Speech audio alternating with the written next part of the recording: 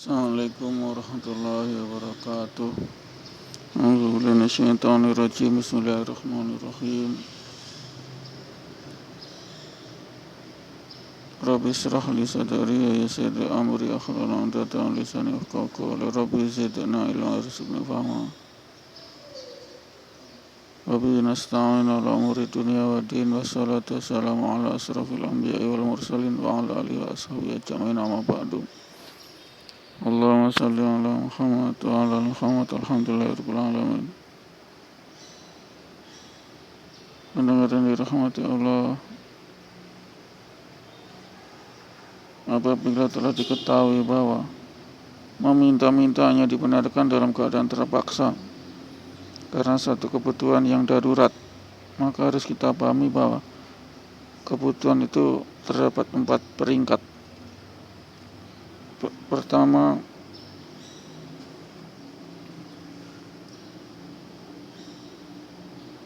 peringkat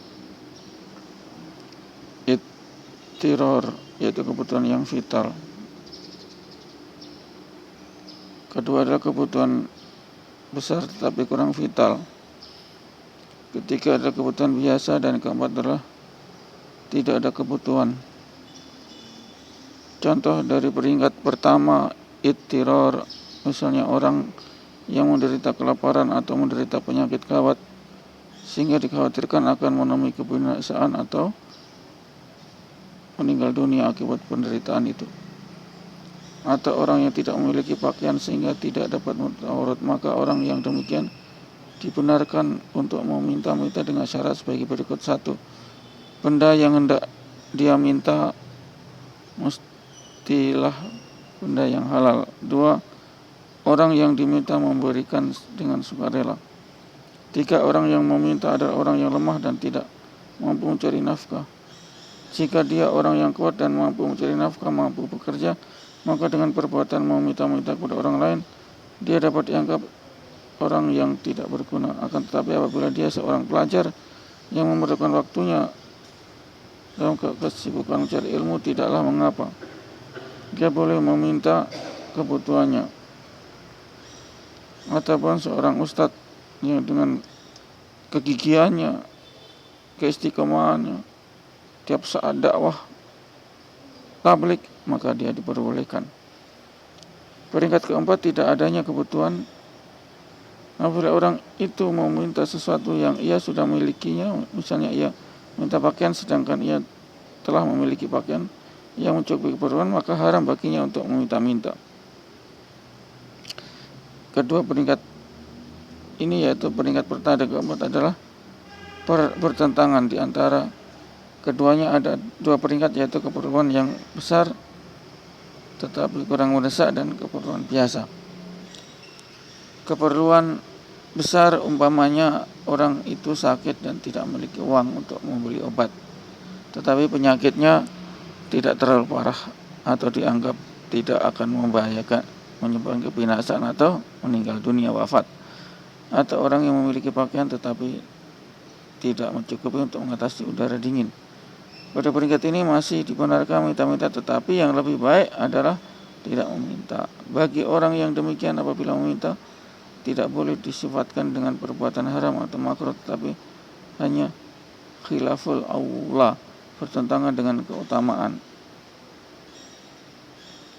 Jadi bukan makruh, bukan haram, tapi hanya bersifat khilaful aula atau bertentangan dengan keutamaan sifat atau keutamaan akhlak. Dengan syarat ia harus menzahirkan keadaan yang sebenarnya kepada orang yang dimintanya. Misalnya dengan mengatakan, saya memiliki pakaian tetapi tidak cukup untuk mengatasi udara dingin. Dia tidak boleh berpura-pura seolah-olah dalam kebutuhan yang sangat mendesak. Peringkat ketiga, yaitu keperluan biasa. Umpamanya seorang mempunyai uang untuk membeli nasi tetapi tidak cukup untuk membeli lauk pauknya. Atau katakanlah ia mempunyai pakaian yang sudah usang, ia menginginkan pakaian yang lebih baik. Maka bagi orang yang demikian dibenarkan meminta-minta, tetapi dengan perasaan tidak suka atau merasa bersalah, dan harus menzahirkan keadaan sebenarnya. Dalam ketika kasus Di atas hendaknya menghindari tuduhan terhadap Allah walaupun secara tidak langsung. Jangan menghinakan diri daripada manusia ketika meminta atau tidak menyakiti orang yang diminta. Jika ada yang bertanya apakah cara meminta dengan menghindarkan 3 perkara itu, maka saya akan menerangkannya sebagai berikut. Cara untuk menghindari menuduh kepada Allah, yaitu ketika meminta ucapkanlah syukur kepada Allah karena kebutuhannya telah terpenuhi. Jangan meminta seperti gaya pengemis dengan berpikir saya tidak terdesak dengan keperluan ini. Sebenarnya saya masih memilikinya, tetapi nafsu saya ingin memiliki satu lagi yang lebih baik. Cara untuk menghindari kehinaan di hadapan makhluk adalah dengan meminta kepada ayah, kakak, atau sahabat karib dengan keyakinan bahwa meminta kepadanya tidak akan dipandang hina olehnya. Atau mintalah kepada seseorang yang murah hati dan gemar bersedekah, dan dengan meminta darinya akan menyebabkan kegembiraan pada dirinya. Cara untuk menghindari kesusahan hati orang yang diminta adalah jangan meminta secara khusus tetapi secara umum, sehingga apabila orang yang diminta itu tidak hendak memberi, maka hal itu tidak menyusahkan pikirannya. Perlu dipahami bahwa menerima pemberian yang diberikan karena terpaksa atau karena malu atau karena desakan peminta sehingga ia tidak rela adalah haram. Ini merupakan kesepakatan para ulama, karena membuat hati seseorang terpukul karena malu dan takut kehinaan karena disifatkan sebagai orang bakhil adalah kezaliman yang sama seperti memukul tubuh orang secara fisik. Akan tetapi orang yang punya keperluan ittirar atau mendesak atau pokok, ittirar atau vital, atau keperluan yang mendesak adalah berhak menerima walaupun tanpa disertai kerelaan hati. Bahkan keadaan yang sebenarnya hanya diketahui oleh kamul hakimin. Dialah yang maha mengetahui keadaan setiap orang, yaitu Allah Subhanahu wa taala. Di samping itu, tidak ada salahnya meminta kepada sahabat karib yang diketahui apabila meminta kepadanya ia akan rasa gembira memberikannya. Al-Imam Zubaydi rahmatullah berkata bahwa ancaman-ancaman atas perbuatan meminta ini adalah jika seorang meminta untuk dirinya sendiri, meminta untuk orang lain tidak termasuk yang diancamkan. Demikian pula permintaannya adalah untuk membantu orang lain. Begitu pula tidak termasuk dalam ancaman adalah meminta kepada kerabat atau sahabat karib yang akan merasa gembira apabila dimintai bantuan. Ithaf. Tetapi hal ini hanya dibenarkan apabila kerabat atau sahabat karib itu benar-benar gembira apabila dimintai bantuan. Jika tidak merasa gembira bahkan menyusahkan kerabat adalah lebih berbahaya. Memang ada kaum kerabat yang murah hatinya dan merasa gembira apabila dimintai bantuan. Saya pribadi mempunyai banyak pengalaman dalam hal ini. Pendengar rahmati Allah,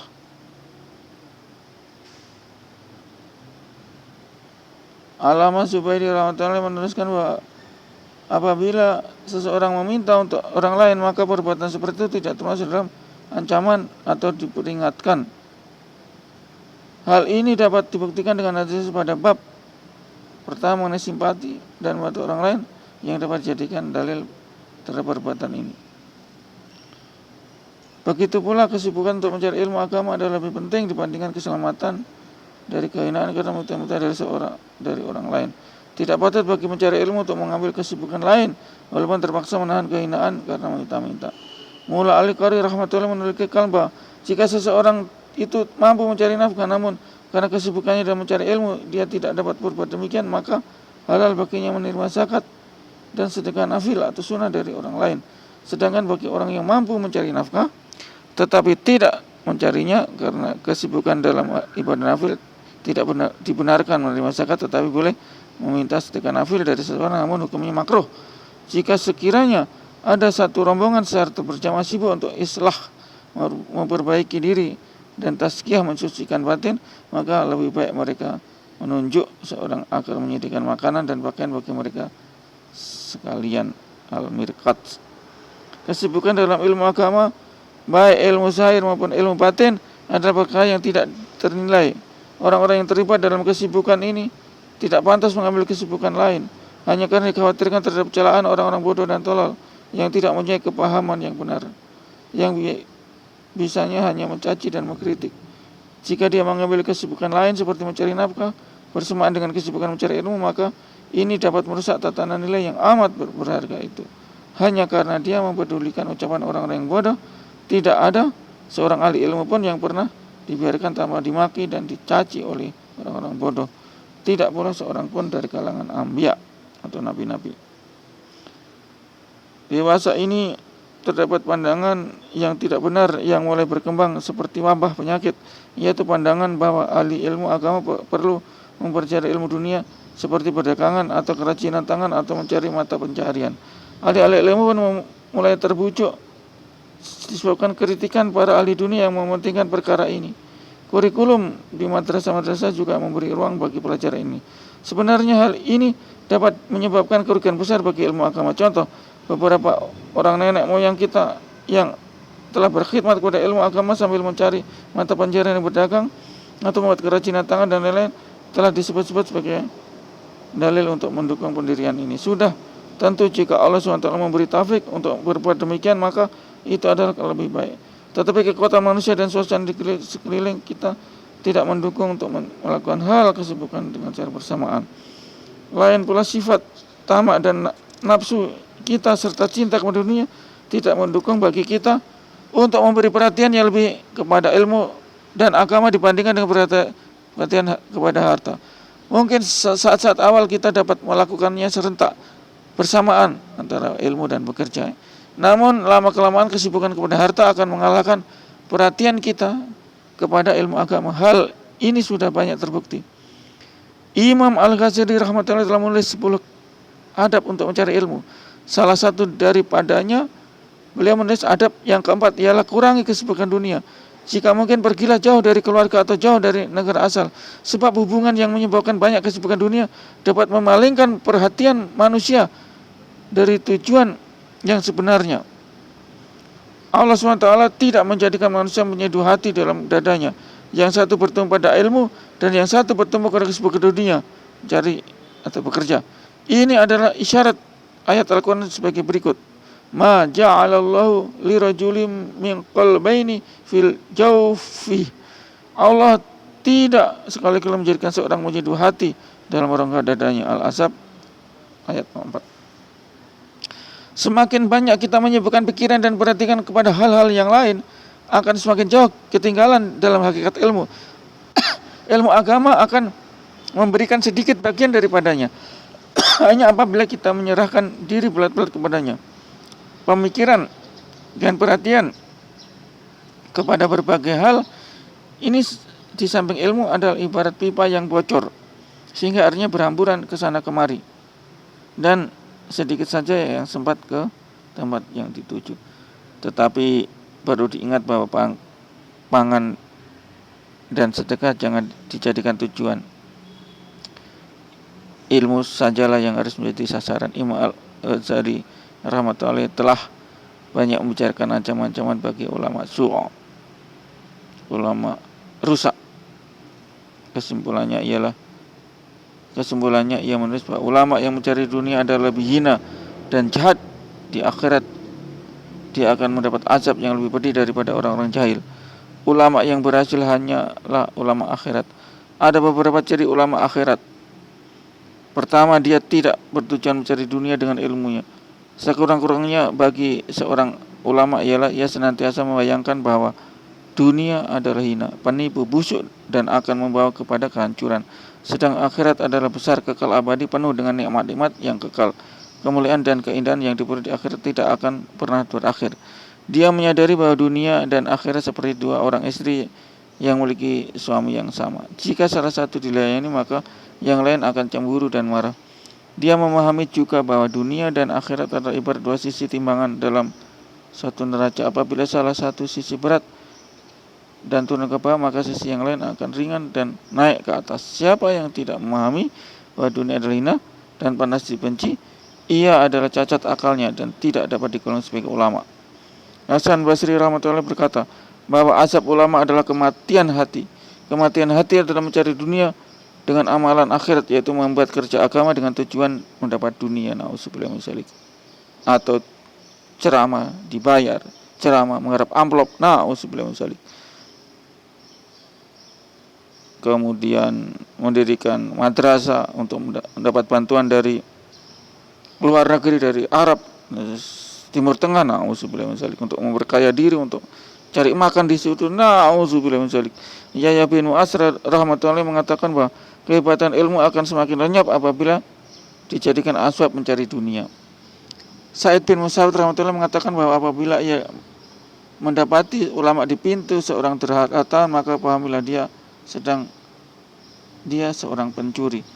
Umar radhiyallahu anhu mengatakan bahwa apabila seorang ulama didapati mencintai dunia, maka yakinlah bahwa ia bersalah dari segi agama, dan setiap orang menjadi sibuk dengan apa yang dia cintai. Oleh karena itu, setiap ulama senantiasa perlu menganggap dirinya bersalah dan menegur dirinya sekeras-kerasnya. Senantiasa berhati-hati dan bimbang, khawatir nanti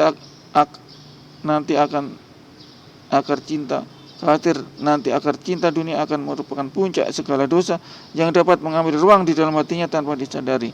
Perasaan tidak cinta kepada dunia, bahkan membenci dunia, adalah masuk ke dalam hati dengan sempurna dan tetap ada dalam relung hatinya. Maka bagi orang yang demikian tidak mengapa menerima sedekah dan zakat. Bahkan pembayar sedekah atau zakat harus mengutamakannya sebagaimana telah dibicarakan dalam adab-adab menunaikan sedekah. Mudah-mudahan Allah SWT dengan limpahan rahmat dan karunia-Nya menyelamatkan kita yang berdosa ini dari penyakit yang berbahaya seperti ini. Penyakit mencari dunia adalah penyakit yang membinasakan, dan penyakit ini akan semakin bertambah sedikit demi sedikit. Cinta kepada dunia bukan saja tamak untuk mendapatkan harta yang banyak, tetapi lebih dahsyat lagi adalah keinginan untuk mencari popularitas dan kedudukan yang tinggi di mata dunia. Dengan suasana agama, penyakit ini akan cepat berkembang dibandingkan dengan cinta pada harta. Insyaallah. Bismillahirrahmanirrahim.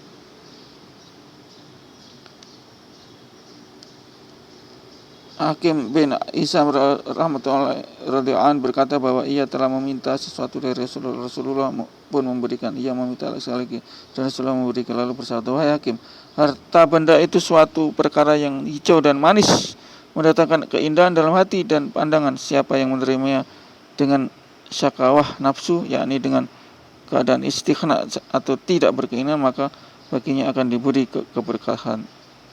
Dan siapa yang menerima dengan israf nafsu, yaitu tamak dan loba, maka baginya tidak akan ada keberkahan di dalamnya. Dan keadaannya seperti orang yang terus-menerus makan tetapi tidak kunjung kenyang. Tangan di atas lebih baik daripada tangan di bawah. Hadis. Hakim radhiyallahu anhu berkata bahwa ia telah memberitahu kepada Rasulullah, ya Rasulullah, setelah ini saya tidak akan menyusahkan siapapun. Maksud perkataan Hakim radhiyallahu anhu yang terakhir adalah ia tidak meminta kepada siapapun dalam sisa umurnya. Di dalam beberapa riwayat terdapat sambungan dari hadis ini. Ketika Abu Bakar radhiyallahu anhu menjadi khalifah, ia menyarankan kepada Hakim radhiyallahu anhu agar mengambil bagian dari fa'i, harta rampasan barang, karena ia berhak mendapatkan dari Baitul Mal. Tetapi Hakim menolaknya.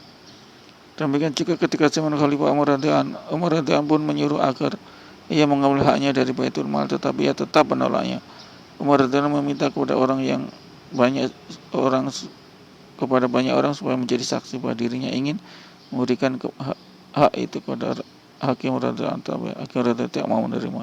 Ia memang tidak menerima apa dari siapapun hingga akhir hayatnya. Diriwayatkan dalam hadis bahwa suatu ketika Rasulullah SAW menerima harta dari Bahrain, maka Rasulullah pertama-tama membagikannya kepada Abbas radhiyallahu anhu. Karena Rasulullah menyuruh Hakim radhiyallahu anhu memberikan sisa. Ia bertanya kepada Rasulullah, ya Rasulullah, dengan meminta ini apakah baik bagi saya atau buruk? Rasulullah menjawab buruk. Maka Hakim radhiyallahu anhu mengembalikan pemberian dan bersumpah setelah itu tidak akan menerima pemberian dari siapapun.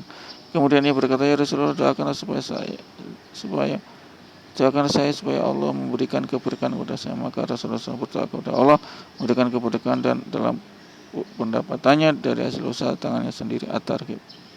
Mu'awiyah radhiyallahu anhu meriwayatkan sabda Rasulullah SAW, jangan mendesak ketika meminta. Demi Allah, siapa yang minta padaku dan hanya karena ia mendesakku, lalu aku memberi dalam keadaan tidak senang hati, maka ia tidak akan mendapat keberkahan. Dalam sebuah hadis diriwayatkan, siapa yang aku berikan sesuatu dengan kerelaan hatiku, maka di dalamnya akan ada keberkahan.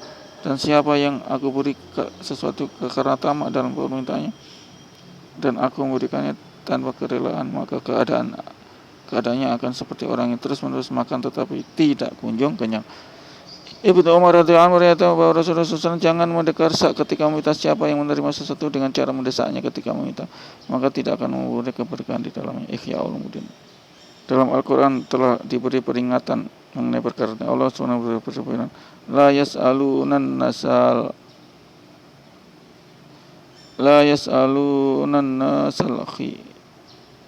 nasal khifa.